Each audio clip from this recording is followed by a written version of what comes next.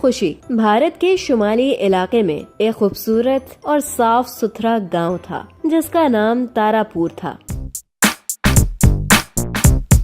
ये इस वक्त की बात है जब इस गांव में सूरज निकलने और डूबने का मंजर, कोयल की मीठी आवाज, चिड़ियों की चहचहाहट, औरतों का मटका लेकर कुएं पर पानी भरने जाना, किसानों का खेतों खलियानों में काम करना और चारों तरफ हरियाली ही हरियाली, ये सब चीजें लोगों का दिल कलभाती थी। ऐसा लगता था जैसे किसी ने दूर दूर तक हरी चादर बिछा दी हो। इस गांव में एक लड़की रहती थी जिसका नाम था खुशी। जैसा नाम वैसा ही उसका बर्ताव था। वो बहुत नेक, अच्छी और सीधी सादी लड़की थी। हर एक से मोहब्बत और नरमी से पेश आती, बुजुर्गों का कहना मानती, बुजुर्गों का अदब और एहतराम करती थी।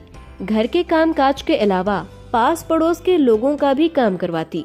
सब ही उसका नाम लेते और इसकी मिसाल देते कि ये देखो खुशी कितनी अच्छी लड़की है। वो इस वक्त 5वीं जमात में पढ़ रही थी। वो रोजाना 7 बजे स्कूल जाती और 12 बजे घर वापस आती। लेकिन आज इसे स्कूल से आने में देर हो गई थी, इसलिए उसके माँ बाप और घर के लोग बहुत परेशान हो गए थे। खुशी जब स्कूल से घर वापस आ रही थी, उसने देखा कि कुछ बदमाश आदमी एक बूढ़े और कमजोर शख्स को बुरी तरह मार पीट कर जख्मी करके उसके रुपयों और पैसों की थैली छीन कर भाग रहे हैं।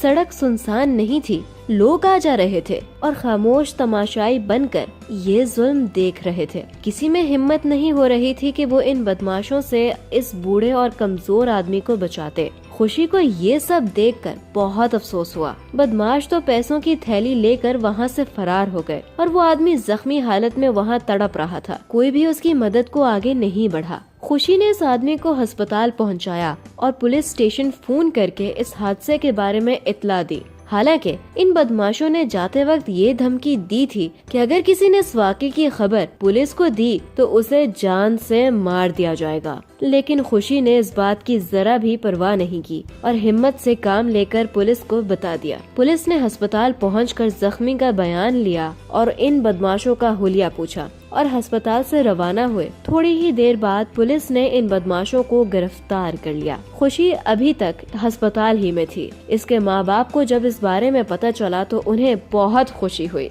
कि चलो हमारी खुशी की वजह से किसी की जान बच गई। पुलिस इंस्पेक्टर ने खुशी का शुक्रिया अदा किया और उसके माँ बाप की खूब तारीफ की और उसे लेकर एक साहब के पास गए, जहाँ खुशी को बहादुर बच्ची का खिताब और सोने का तमगा इनाम में दिया गया। इस तरह खुशी ने बहादुरी और हिम्मत से एक कमजोर और बूढ़े आदमी की मदद भी की, लोगों का दिल भी जीता और अपने माँ बाप का नाम भी रोशन किया।